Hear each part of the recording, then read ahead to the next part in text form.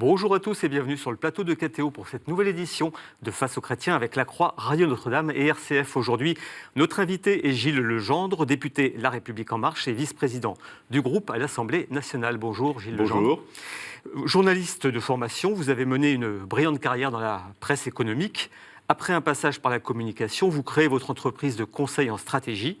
Mais en 2016, l'ancien diplômé de Sciences Po que vous êtes se jette dans le grand bain de la vie politique en ralliant Emmanuel Macron.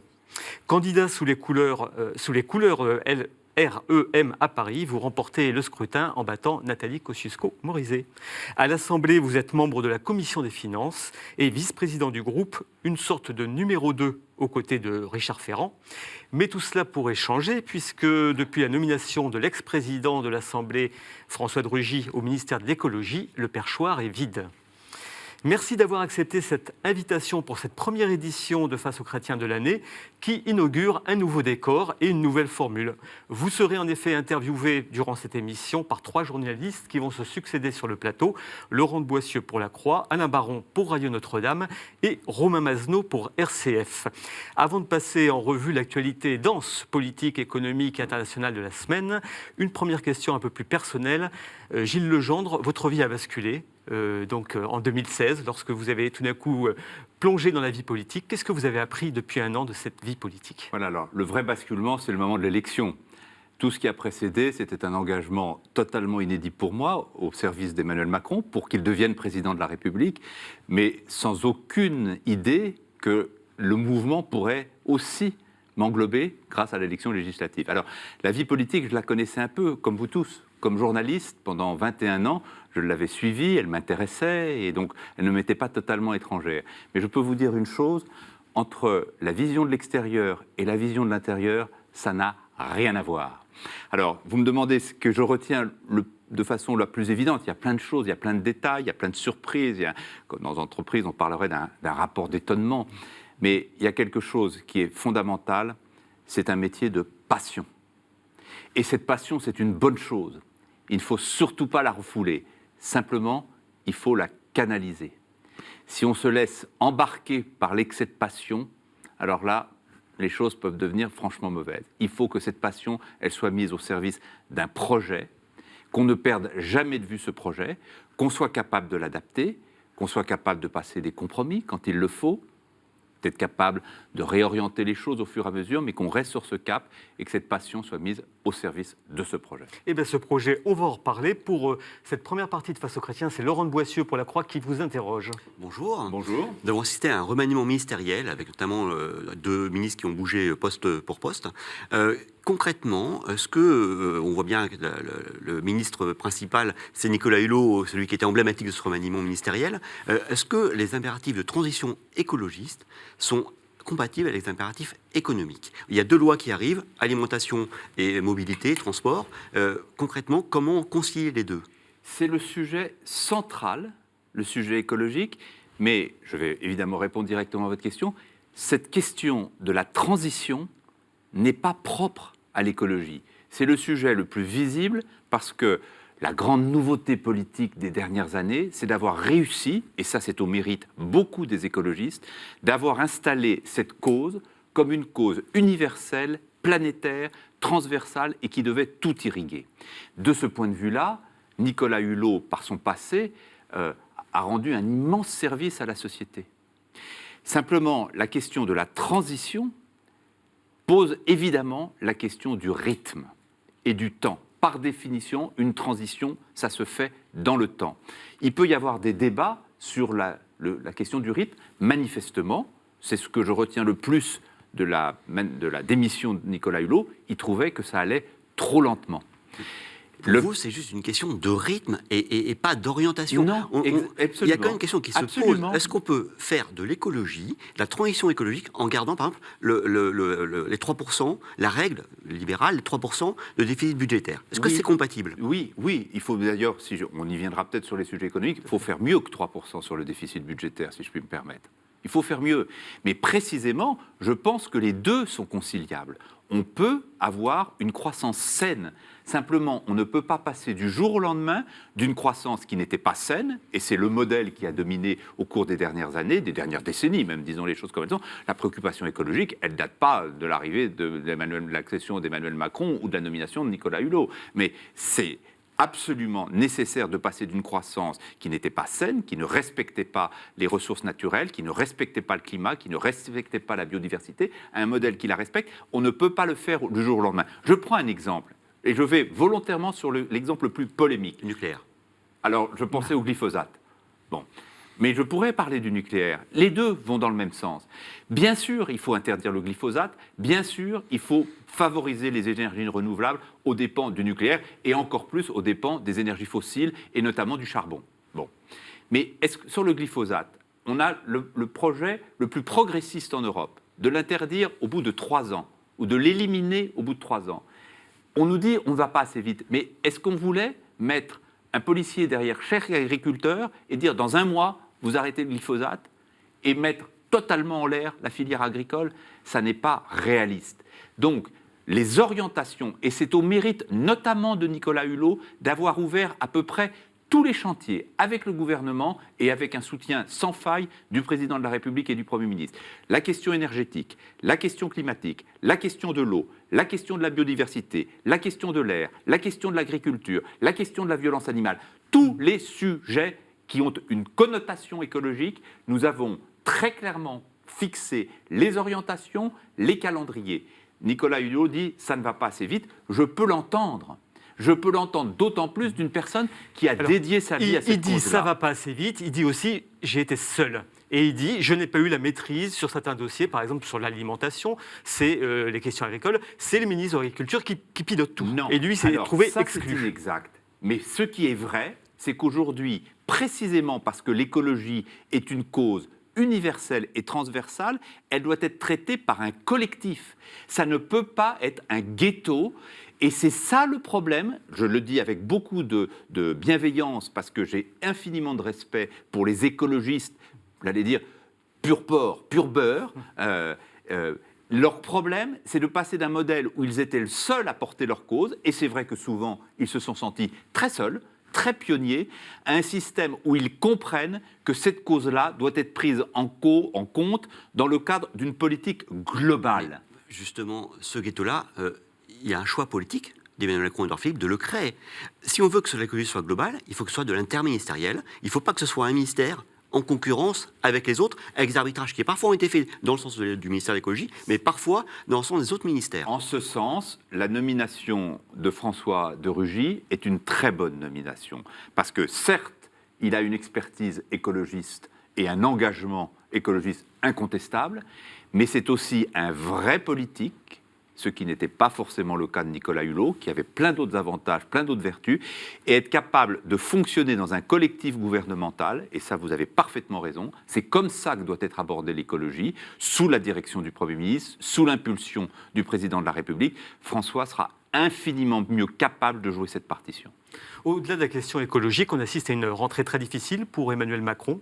Est-ce qu'il y a des choses qui doivent changer dans la méthode ou l'orientation de la politique ? Moi, j'ai toujours pensé, et je l'ai dit, et je l'ai parfois dit à certains de vos confrères, que l'année 2018 serait l'année la plus compliquée. Parce que nous nous éloignons de l'élection et de la liesse, je ne parle pas d'état de grâce, c'est un cliché, mais de la dynamique que l'élection avait créée, et que nous ne sommes pas encore en mesure d'afficher des résultats incontestables. Ce que nous avons fait en 1 an est juste impressionnant. Dans le domaine écologique, on vient d'en parler, mais dans plein d'autres domaines, le domaine social, le domaine économique, la remise en ordre des finances publiques, l'éducation, la santé. Et encore, la santé, on n'a rien vu, ça sera au menu de ce dernier trimestre. Mais nous ne sommes pas en mesure d'apporter des résultats concrets tout de suite, immédiate, spectaculaire, pour une raison très simple. Nous abordons les sujets au cœur des problématiques, au plus profond des difficultés que connaît la France. Ça, c'est assez inédit dans la façon dont on gouverne le pays. Ça a une contrepartie, c'est que précisément, on ne peut pas dire « ouais, tout de suite ça marche ». On ne crée pas 300 000 emplois aidés pour faire baisser le chômage. Qu'est-ce qui est inédit ? Notre manière de gouverner. précisément d'aller constamment au cœur structurel des difficultés de la France et de les traiter tout en même temps. Ce qui suppose une intensité du travail gouvernemental et parlementaire très grande, mais on a été élus pour ça, nous n'avons aucune raison de nous en plaindre, nous avons au contraire lieu d'être fiers de ça, mais qui suppose aussi, et c'est là où nous avons des progrès à faire, que nous soyons capables de faire comprendre cette logique de gouvernement à l'opinion. Nous avons hérité, et nous en faisons tous partie ici, nous avons hérité d'un niveau de colère et de défiance dans l'opinion qui fait que quand vous dites aux Français transition, ils entendent impuissance. Quand vous dites aux Français on va y aller progressivement, ils entendent il nous refait le coup qu'on nous a fait, ils ne vont rien faire.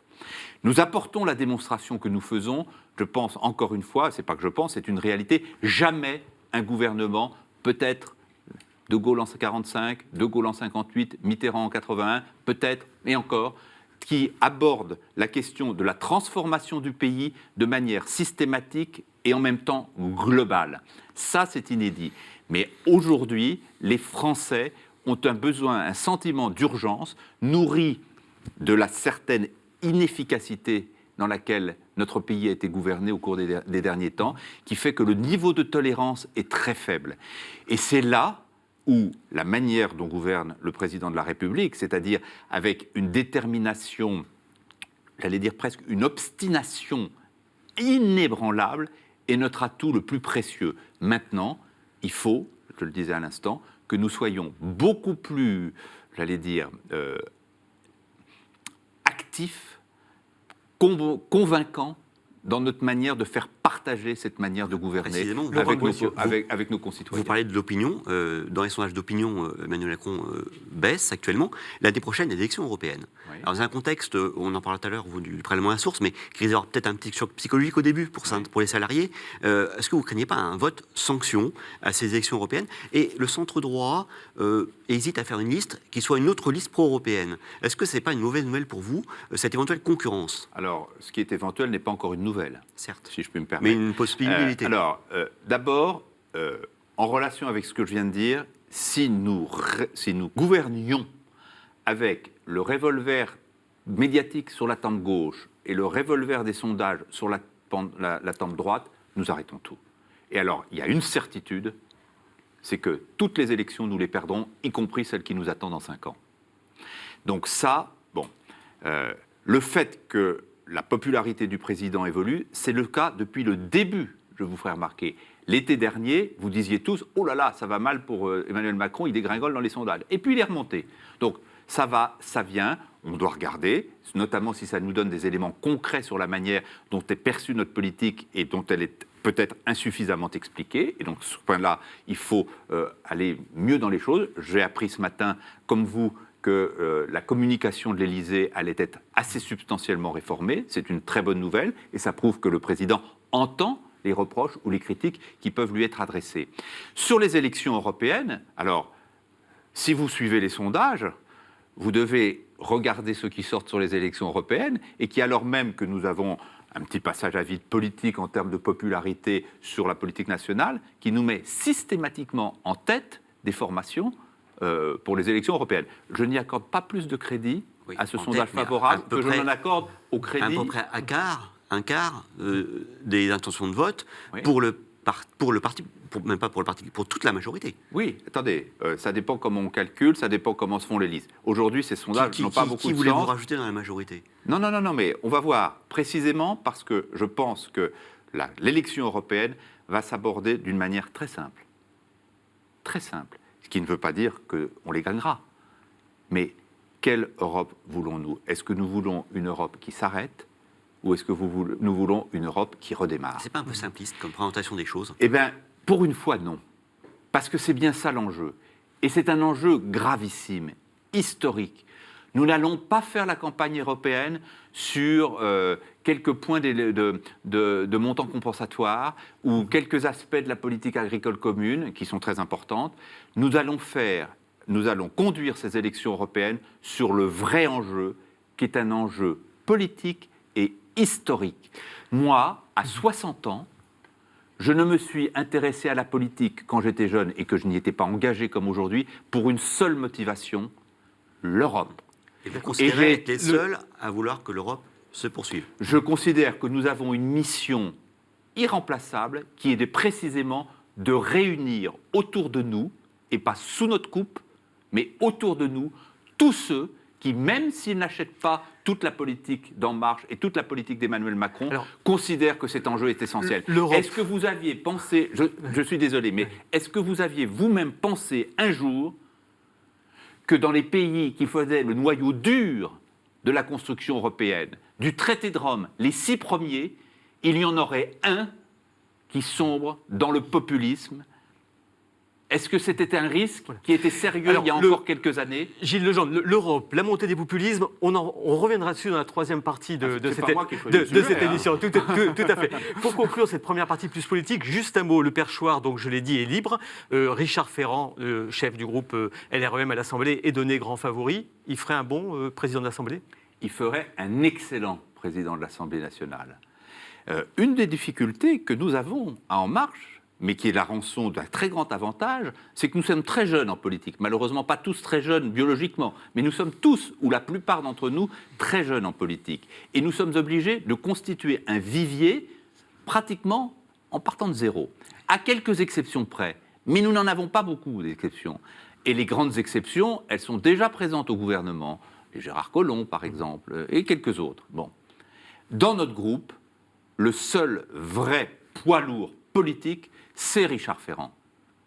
Et donc, pour occuper les fonctions du 4e personnage de l'État, nous n'avons pas une ressource illimitée. Richard en est une, assurément. Par défaut, si je vous suis. Non, parce qu'il a fait ses preuves. Il est à l'origine de la création d'En Marche. Il connaît le projet présidentiel au bout des doigts. Il est proche du président, mais il défendra l'institution d'abord, de manière indépendante. Il est de notre famille, il a fait un travail fantastique, j'espère qu'il ne l'a pas fait tout seul, mais il a fait un travail fantastique, là aussi, pour installer de toutes pièces un groupe parlementaire composé à près de 80% de personnes qui n'avaient jamais exercé de mandat politique d'aucune sorte. Et donc, il est l'homme de la situation pour prendre la présidence de l'Assemblée nationale. Nous concluons cette première partie sur cette réponse. Merci Laurent de Boissieu d'être venu poser des questions. C'est Alain Baron qui interrogera notre invité dans la deuxième partie, qui commencera après une courte pause. À tout de suite.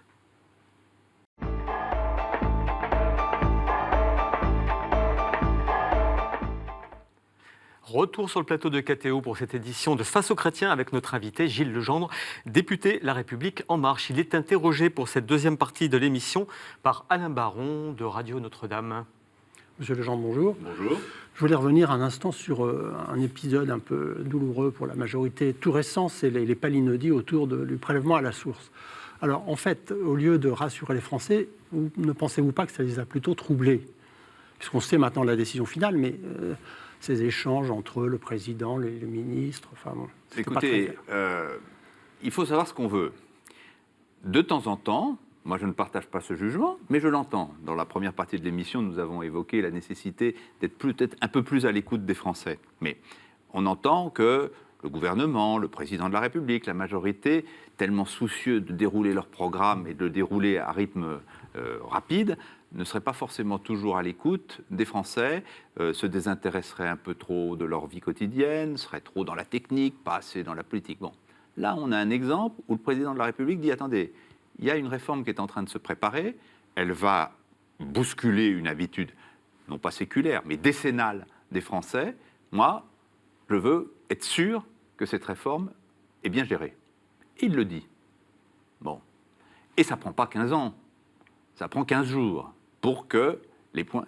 Et non seulement la décision de maintenir est prise, mais des réformes ou des modifications sont décidées qui permettent précisément d'apaiser les risques que les Français n'y comprennent rien à cette réforme et qu'alors qu'elle ne leur coûtera pas 1 euro d'impôt supplémentaire, ça je pense que tout le monde peut être clair là-dessus, hein, mais pourrait leur donner l'impression que dans les rythmes de prélèvement ou le truc, finalement, on est en train de leur faire un mauvais coup. Bon.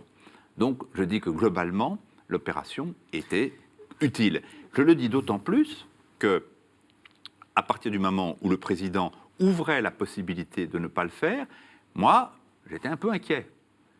Je ne l'ai pas dit, j'attendais l'issue, je faisais confiance au président de la République, au ministre de l'Action et des Comptes publics, Gérald Darmanin, mais je me disais, si on ne le fait pas, quel message envoie-t-on ? Et comme membre de la Commission des Finances, je savais que toutes les précautions inimaginables avaient été prises, ce qui n'empêchera pas peut-être quelques bugs mineurs, mais donc je savais que ça allait probablement se faire. Mais je me disais, pourvu que ça soit fait. Non, ben c'est bien. C'est comme ça qu'on gouverne, vous savez. On ne gouverne pas dans le secret. Quand on a un doute, quand on a une hésitation, quand on prend une précaution, il faut le dire. Il n'empêche qu'en janvier, il reste un petit risque, c'est que les Français, dans un premier temps, découvrent qu'ils vont avoir des salaires moindres que ce qu'ils percevaient, et sachant qu'ils vont pouvoir récupérer tout ce qu'ils pouvaient inscrire sur leur fiche d'impôt jusqu'ici pour payer moins d'impôts. Ça arrivera plus tard en septembre. Donc il y a un temps un peu délicat là. Une partie de ces choses-là. Puis vous savez, d'ailleurs, on parlait des sondages tout à l'heure, je ne vais pas me dédire en considérant que ces sondages disent toujours la vérité. Mais il se trouve qu'en l'espèce, sur ces questions-là, les sondages donnent une large majorité des Français favorables à ce dispositif. Il ne faut pas oublier le sens de cette réforme. Le sens de cette réforme, c'est de faire en sorte qu'on paye l'impôt sur l'argent qu'on vient de gagner. Ce qui est une chose de bon sens. L'aberration, c'était notre système, qui était d'ailleurs qui était encore, mais qui était jusqu'à maintenant, un système extraordinairement atypique par rapport à l'ensemble des pays comparables et des pays industrialisés. Donc, on remet les choses dans le bon ordre. Vous savez, les Français, ils ne sont pas complètement idiots. Soit ils sont mensualisés, et de toute façon, ils voyaient leur relevé bancaire diminuer chaque mois du 10e de l'impôt. Là, ils vont le voir du 12e sur leur salaire. Ils sont capables de faire la courbe des choses. De toute façon, à la fin du mois, c'est le même argent qui leur reste sur leur compte. Soit ils sont au tiers provisionnel, ils étaient dans des casse-têtes en disant « Oh là là, ça vient dans 3 mois, j'ai intérêt à mettre de l'argent de côté parce que quand ça va tomber, ça va faire mal. » Bon, et donc ils mettaient de l'argent de côté, ils le soustrayaient d'où, de l'argent qu'ils le mettaient de côté? De leur salaire. Donc, franchement, les Français ne sont pas des idiots. Hein. En même temps, vous êtes un ancien juriste économique et vous savez que dans la consommation, il y a un fort aspect psychologique. Donc, vous ne craignez pas que justement, avec cette impression de gagner moins, il peut y avoir un petit risque sur la consommation? Mais je ne crois pas beaucoup à cette impression de gagner moins, parce que les gens vont très vite faire le rapport. Ils gagnent. Attendez, les Français ont pris un peu trop l'habitude de payer des impôts, et d'en payer beaucoup. Donc, honnêtement, penser qu'ils ont toujours le cœur léger par rapport à l'enjeu fiscal et qu'ils l'avaient avant sous prétexte que c'était sur un système différent de celui qu'on est en train de mettre en place, franchement, non. Il se trouve que par ailleurs, et ça c'est une bonne nouvelle, cette réforme se met en place dans une période où nous sommes en forte progression du pouvoir d'achat par baisse des charges ou par baisse de la taxation d'habitation. Oui, mais ce n'est pas le sentiment qu'en ont les Français. Si on prend les catégories des retraités, des familles qui vont être sans doute un peu les perdants du prochain budget 2019, pas tous les retraités, on a plutôt l'impression que les Français sont inquiets pour leur pouvoir d'achat. Non, mais attendez, les Français seront toujours inquiets pour leur pouvoir d'achat quand on aura plus de 5, 6, 7% de chômeurs et que par ailleurs, la vie est difficile pour tout le monde. Donc la psychologie du pouvoir d'achat, ça ne relèvera pas uniquement de décisions publiques, de décisions spectaculaires et autres.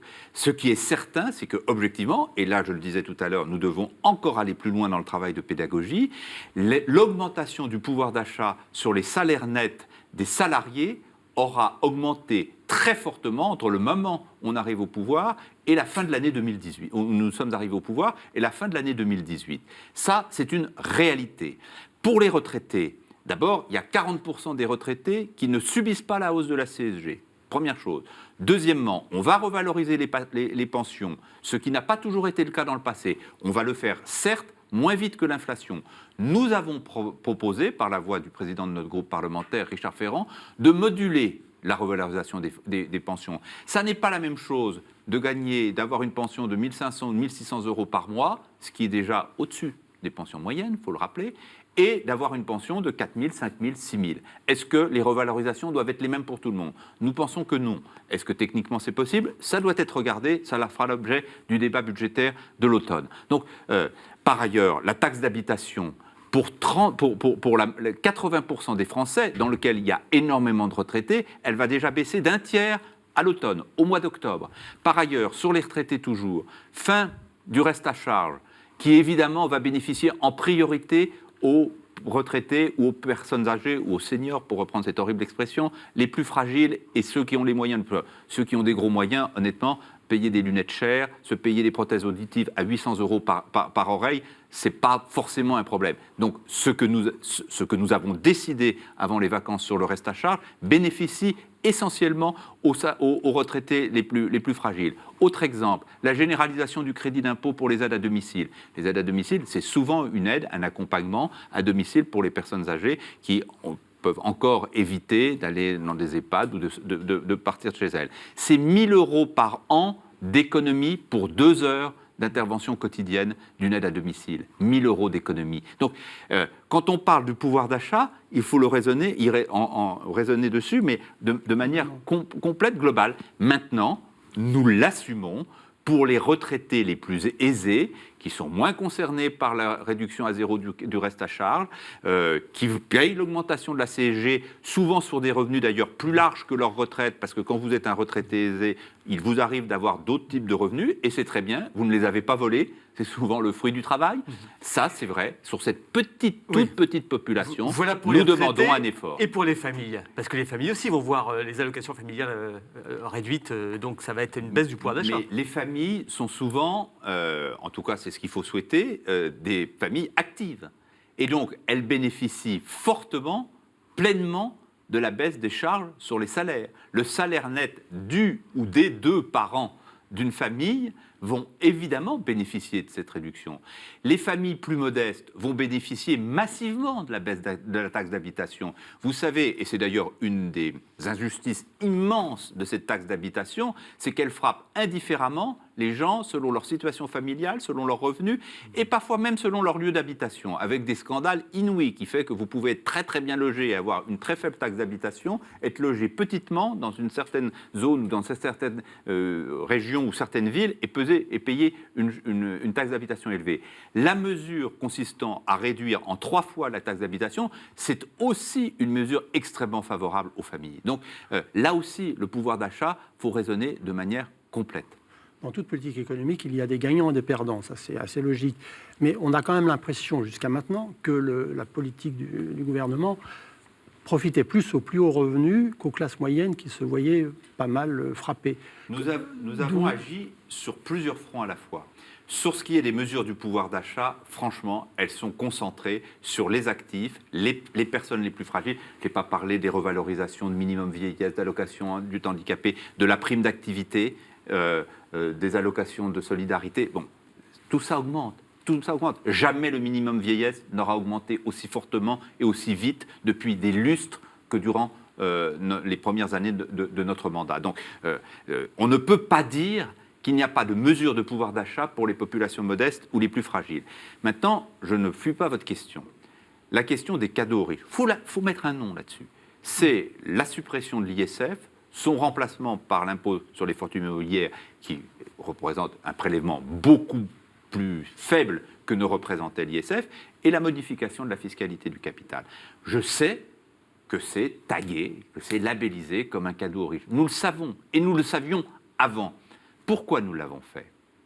Nous l'avons fait parce qu'aujourd'hui, le point central, et c'est finalement le point sur lequel nous serons jugés, c'est notre capacité à remettre la croissance française en route et la mettre à peu près au même niveau que les autres pays européens, alors plus faible quand l'économie internationale va mal, plus forte quand elle va bien, mais que nous arrêtions d'avoir l'écart qui aujourd'hui fait que quand l'économie internationale va mal, l'économie française va encore plus mal, et que quand l'économie internationale va bien, l'économie française va moins bien que ça. C'est ça l'enjeu.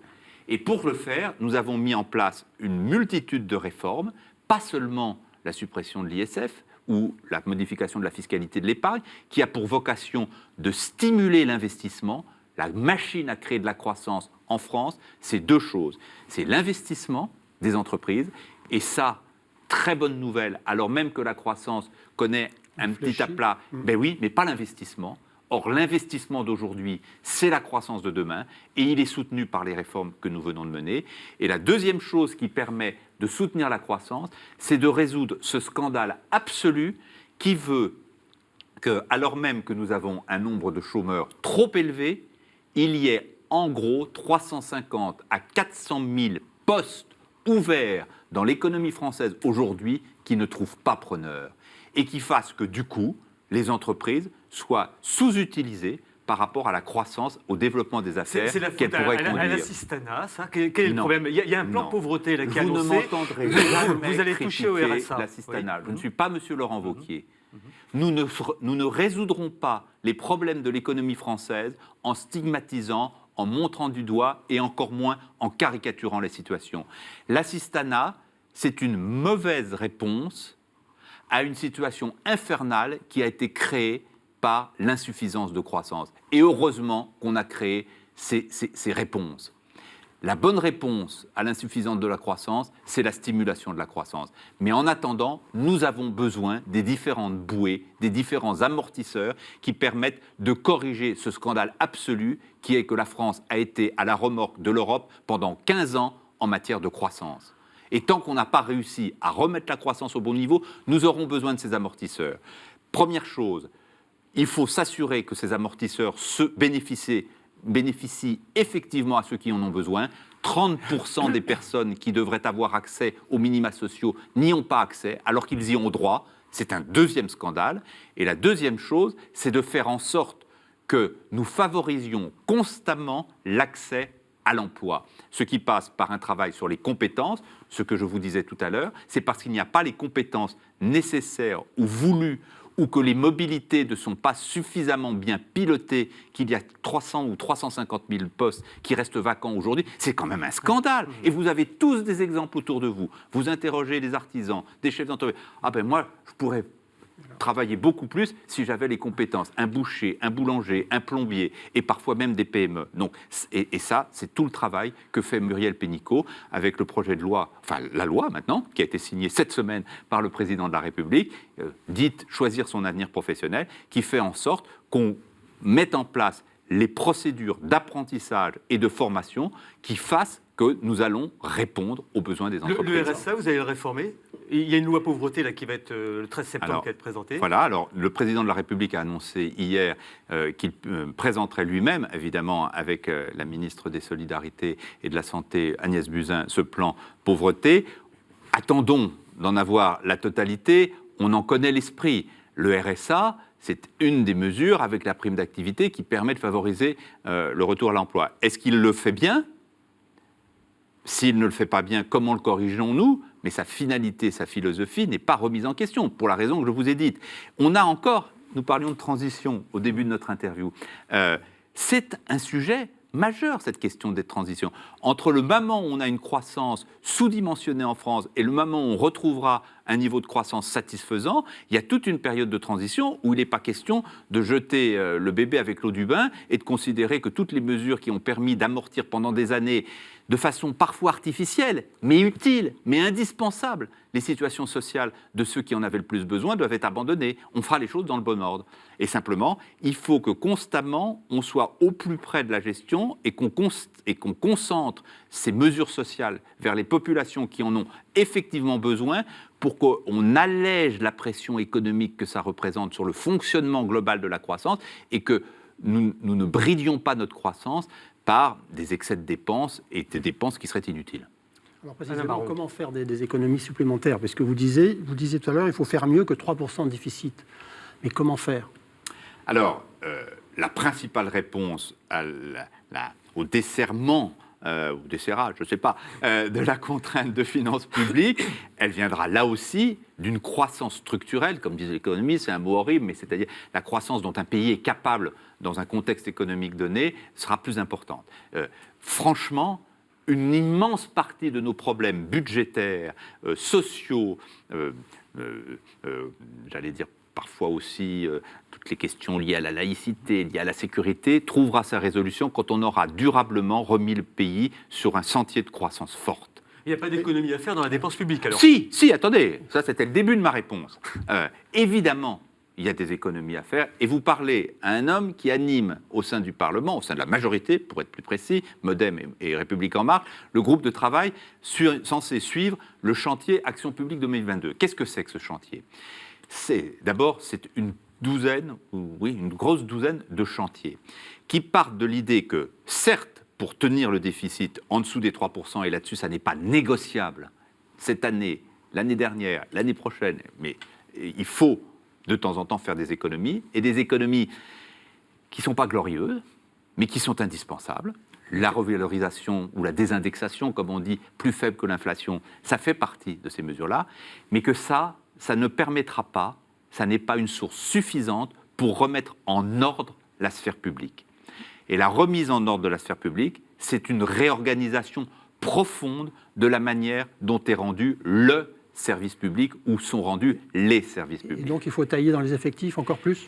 Il ne faut pas tailler dans les effectifs pour faire des économies, il faut réorganiser la sphère publique de telle façon que nous soyons capables de rendre un meilleur service pour moins cher. Alors ça peut paraître complètement aberrant. Oui, non, sauf que je vous signale que depuis des années, nous dépensons toujours plus et que nous atteignons maintenant un record du poids des dépenses publiques dans la richesse nationale par rapport aux autres pays comparables, alors même que de l'avis unanime, les citoyens considèrent, parfois injustement, parfois de façon caricaturale, mais parfois malheureusement à juste titre, que le service rendu est d'une qualité inférieure. Est-il normal qu'en dépensant 56 ou 57% de notre richesse nationale, nous ayons constamment dégringolé dans les classements d'éducation ? Est-il normal que les soins soient exceptionnel, formidable quand on a une pathologie grave et que ça soit beaucoup plus compliqué quand on a juste besoin de résoudre un problème Très bien, mineur. Gilles Legendre. On va marquer une deuxième pause dans cette émission de Face Socratia. Je suis intarissable sur ce sujet, vous faites bien de m'arrêter. Merci Alain Baron. C'est donc Romain Masneau pour RCF qui interrogera notre invité Merci Gilles beaucoup. Legendre dans un court instant. Restez avec nous, merci.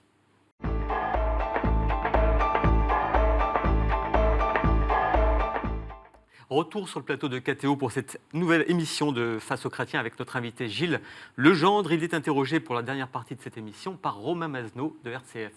Bonjour Monsieur Legendre. Bonjour. Je voulais faire un petit retour en arrière, à juin dernier précisément. Pourquoi Emmanuel Macron a autant hésité à accueillir une petite partie des 629 migrants de l'Aquarius ? Est-ce qu'il est sensible aux réticences d'une partie de l'opinion ? C'est, à côté de beaucoup d'autres, un sujet probablement des plus épineux et des plus compliqués quand vous êtes un responsable public. Pour aller jusqu'au bout de votre description, in fine, la France a accueilli des réfugiés Il y a eu des de hésitations. l'Aquarius, mais a refusé d'accueillir le bateau. Sur le moment, ça a été assez mal vécu, il faut l'assumer, il faut le reconnaître. Probablement beaucoup parmi ceux qui nous écoutent et qui nous regardent, et peut-être aussi par certains d'entre nous au sein de la majorité ou au sens large des marcheurs, parce que, évidemment, nous sommes tous habités d'un sentiment de générosité qui nous incitera à dire qu'est-ce que c'est qu'un bateau avec quelques dizaines, quelques centaines de personnes dessus, ça ne bousculera pas les équilibres migratoires français de façon menaçante ou de façon périlleuse. Le problème, c'est que quand vous êtes un responsable public, vous ne pouvez pas raisonner uniquement en fonction de vos sentiments et de vos inclinations naturelles, qui, à mon avis, concernant Emmanuel Macron, l'auraient probablement poussé à, en effet, se montrer peut-être plus libéral dans cette manière de gérer le dossier. Pourquoi ? Parce que nous savons qu'aujourd'hui, le sujet migratoire est un sujet qui est mal géré en Europe. Non seulement il est mal géré, ce n'est pas le seul sujet qui soit mal géré en Europe, mais il donne lieu à un bras de fer, on peut même dire de temps en temps, quand il prend un côté conflictuel, à un chantage qui, si vous ne rentrez pas dans ce dossier avec une idée précise de ce que devra être la solution, et que vous ne recréez pas le rapport de force qui permettra de trouver la bonne solution, vous êtes Alors comment absolument on fait pour perdant. agir au niveau européen ? Parce qu'il y a eu le dernier sommet de juin à j'allais vous le Bruxelles, dire. les dirigeants européens avaient dit c'est un succès, et puis on avait parlé de centres fermés, finalement ça n'a pas vu le jour. Alors, Il y a Emmanuel Macron qui prône un asile, un système d'asile européen, et dans un contexte de repli identitaire, de montée des populismes, comment on fait pour convaincre nos partenaires ? Précisément, parce que nous avons été capables d'assumer une certaine impopularité et au prix de dilemmes qui n'étaient pas forcément très agréables à assumer ou à porter pour un grand nombre d'entre nous, précisément, nous avons obtenu j'allais dire, en moins de temps qu'on ne pensait, la preuve que cette stratégie d'équilibre et de fermeté d'un côté, mais aussi d'accueil et de générosité de l'autre, était la bonne. Parce qu'il y a un Aquarius 1, où en effet, on a probablement perdu quelques plumes, et puis il y a eu l'Aquarius 2, cet été, où en effet, la solution qui a été mise en place ressemblait furieusement à celle qui avait été évoquée. C'est-à-dire, l'Italie au cours accepte que le bateau... Non, c'est Malte qui a accueilli, voilà, mais arrive. Malte pas tout seul, Voilà. Et après, on avec un répartit. consortium européen qui, l'accueil physique du bateau est fait forcément dans un port, et là on appliquait la règle internationale, quelque chose le plus proche qui était capable de l'accepter, et puis par ailleurs, le pays qui l'accueille sait qu'il ne l'accueille pas tout seul, qu'il Oui, ne mais ça, porte pas seul le poids. On pourrait dire merci Matteo Salvini. C'est lui finalement qui a obligé un petit peu les pays européens à se mettre à nouveau autour de la table pour... Vous aurez du mal à m'arracher ce remerciement. Ce sujet-là, il doit être géré d'une manière responsable et certainement pas démagogique. Mais l'Italie La a accueilli manière 650 000 migrants la depuis manière 2014. responsable, c'est le président de la République qui l'a incarné dans cette affaire. Au prix aussi d'une prise de position ou d'une décision qui n'était pas forcément très populaire, y compris dans nos propres rangs. Et puis vous avez la démagogie qui se déverse à plein torrent et dont M. Salvini est probablement un des représentants, malheureusement pas le seul. Alors vous pouvez dire que du point de vue de son intérêt, il a créé ce rapport de force et que d'une certaine manière, il a obtenu que sa préoccupation soit prise en compte. Bah, tant mieux. On voit bien au niveau européen, justement, vous parlez de Matteo Salvini, que Emmanuel Macron surjoue un peu l'opposition avec Viktor Orban, Matteo Salvini. Est-ce que ce n'est pas un risque? Il essaye de refaire le coup de la présidentielle un peu progressiste contre nationaliste. Est-ce que ce n'est pas risqué? Est-ce que ça risque pas de se retourner contre lui? Il ne surjoue rien du tout. La réalité, elle est celle-là. Les extrémismes populistes de droite sont aux portes de l'Europe. Et pas seulement aux portes, à l'intérieur, mais aux portes du gouvernement et en Europe, de l'Europe. qui sont les progressistes qui sont avec Emmanuel Macron? Écoutez, la France, assurément, l'Allemagne, assurément, l'Espagne, assurément, le Portugal, assurément, le Benelux, Angela assurément. Merkel est très affaiblie aujourd'hui. Non, mais c'est ça la difficulté du moment. Mais au moment où précisément des sujets cruciaux agitent l'opinion, agitent les gouvernements, il est essentiel de revenir aux valeurs essentielles. Que voulons-nous en Europe? Une Europe repliée sur elle-même, une Europe excluante, une Europe refusant l'autre, refusant l'étranger, refusant le réfugié, ou au contraire une Europe qui crée les conditions réalistes, concrètes d'une solution à ces problèmes. On a l'impression de deux stratégies. Angela Merkel qui est plutôt à vouloir un peu tendre la main, à temporiser. Emmanuel Macron, lui, il va de façon plus verticale et plus frontale. Pour rappeler les principes, c'est vrai que le président est inimitable. Et c'est heureux. Et c'est notre fierté. Et c'est ça aussi qui redonne fierté à la France et qui change le regard que portent nos partenaires et l'opinion internationale sur notre pays, sur ce sujet comme sur bien d'autres. On parlait tout à l'heure d'économie. Je peux vous dire que ça a changé, le jugement qu'on porte sur la France, et ça se traduit par des changements sonnants et trébuchants, par des investissements majeurs, massifs des étrangers dans notre économie, et on en a bien besoin. Mais sur la question de la réalité, la vérité, c'est que c'est pas, il y a 2 poids 2 mesures. Il y a un clivage très fort qu'il va falloir arriver à résoudre entre les populistes d'un côté et ceux qui ne veulent pas de cette Europe-là. Et il va falloir qu'on apporte du coup des solutions concrètes et réalistes pour faire retomber la pression qui s'exerce sur les populistes. Et puis, dans le camp dit progressiste, il y a des rythmes, il y a des hésitations qui sont liées aux situations politiques des uns et des autres. Et là, on est encore au milieu du gué. Nous devons aller sur l'immigration vers un accord qui soit un accord à la fois généreux pour les réfugiés, généreux dans l'octroi du droit d'asile à ceux qui y ont droit, et qui soit capable de mettre en place des solutions à la fois humaines et fermes pour ceux qui n'ont pas vocation à rester sur le continent européen. Quand vous voyez les manifestations des extrêmes droites à Chemnitz dans l'est de l'Allemagne, l'AfD, mais aussi des néo-nazis, quand vous voyez un parti anti-migrant émerger dans l'échiquier de gauche allemand, c'est ça qui vous inquiète, qui justifie aussi d'avoir une certaine fermeté sur l'immigration? C'est plus qu'inquiéter, si vous voulez. C'est plus qu'inquiéter, mais c'est ce que je disais tout à l'heure à votre confrère. Est-ce qu'on pouvait imaginer ce scénario-là? Notre grande responsabilité, c'est probablement de l'avoir laissé se développer, soit dans l'inconscience, soit dans le refoulement. Et nous l'avons laissé se développer, probablement en construisant une Europe insuffisamment préoccupée des protections qu'attendaient d'elle nos concitoyens de tous les pays européens. Je ne crois pas, franchement, à l'éclosion d'un mouvement exclusivement agressif vis-à-vis des étrangers, vis-à-vis des immigrés. Je crois qu'il y a un déplacement de l'opinion vers un sentiment de frustration malheureusement assez légitime sur le fait que l'Europe n'a pas pris en compte suffisamment l'aspiration à une meilleure protection par le travail, par l'innovation, par l'éducation, etc. Qu'elle a été probablement trop loin des préoccupations concrètes des citoyens européens et qui se traduit, mais comme toujours, par un rejet de l'autre, par un rejet de l'étranger. Le problème, c'est que quand on commence à mettre le doigt dans cet engrenage-là, on ne sait pas où ça s'arrête. L'histoire nous l'a enseigné. Justement, encore sur l'Europe, mais plus sur la question des migrants cette fois. On se souvient, il y a un an, Emmanuel Macron avait fait 2 grands discours sur l'Europe, un à Athènes et l'autre à la Sorbonne. Des questions d'un budget de la zone euro, d'un ministre des Finances de la zone euro. Et puis finalement, pas grand-chose s'est fait depuis un an. Est-ce que tous ces projets, ils restent lettre morte finalement ? Non, pas du tout. Alors, d'abord, les 2 discours que vous mentionnez, celui d'Athènes et celui de la Sorbonne, et puis il y a eu les échanges avec les parlementaires européens dans un discours et dans des échanges qui ont fait date aussi, c'était la feuille de route globale, l'affirmation d'un credo européen que voulait porter la France par la voix de son principal responsable, par la voix du chef de l'État, et qui permettait ensuite aux uns et aux autres de se positionner. Ça n'était pas la feuille de route de la première année du quinquennat. Et néanmoins, sur un certain nombre de sujets, les choses avancent. Les travailleurs détachés, exemple très concret de ce qui était représenté pour les citoyens européens comme une menace, comme une concurrence déloyale. Quelle était d'ailleurs, et quelle est ?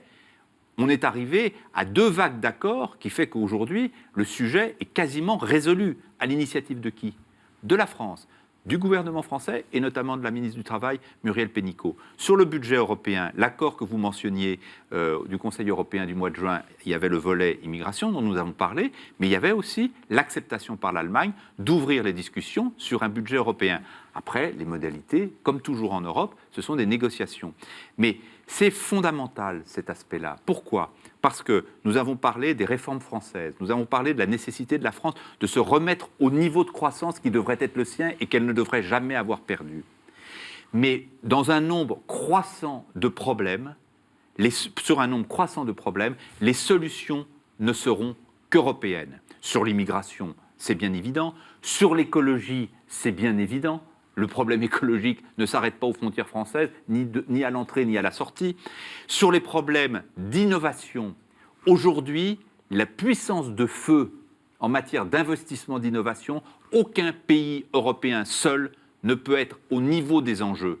Quand la Chine investit des dizaines et des milliers de milliards dans l'innovation, l'Europe doit être capable d'aligner la même chose. L'Europe, c'est aussi le Brexit. À 4 mois là, de la fin des négociations, comment vous sentez les choses ? Vous avez l'impression qu'on va vers un Brexit dur ou la solution soft est encore possible ? Je ne le sais pas. On est à la phase de la négociation où, par définition, les positions se rigidifient pour justement que chaque partie défende au mieux ses intérêts. Le Brexit, c'est une très mauvaise nouvelle.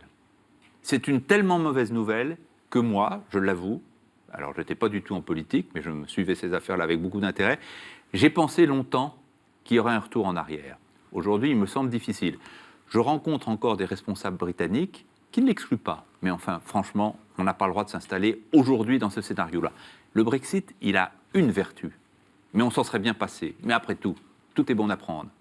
Il va démontrer in vivo ce que doit payer un pays qui prend le risque de sortir de l'Union, et même quand il n'était pas dans l'Union monétaire et qu'il n'était pas dans l'euro, ce qui est le cas du Royaume-Uni. Une dernière question de Romain Mazneau. Oui, vous présidez, vous êtes en charge d'une mission pour la protection des métiers d'art et du patrimoine vivant.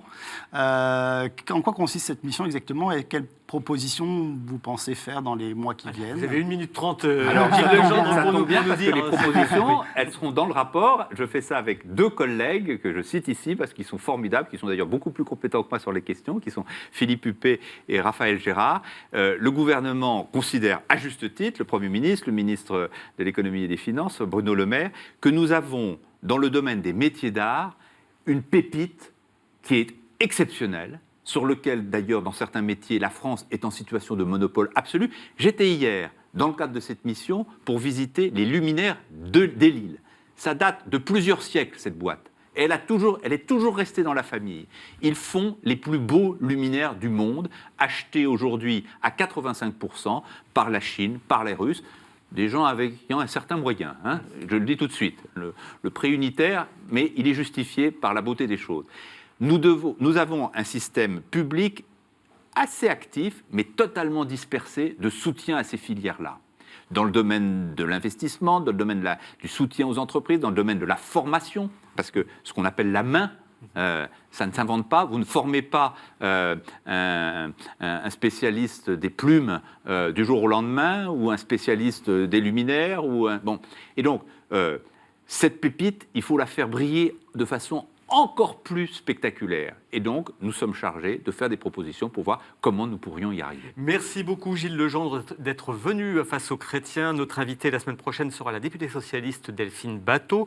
Vous pouvez évidemment retrouver cette émission sur nos sites de KTO, de la Croix, de Radio Notre-Dame et de RCF. Merci et bonne semaine.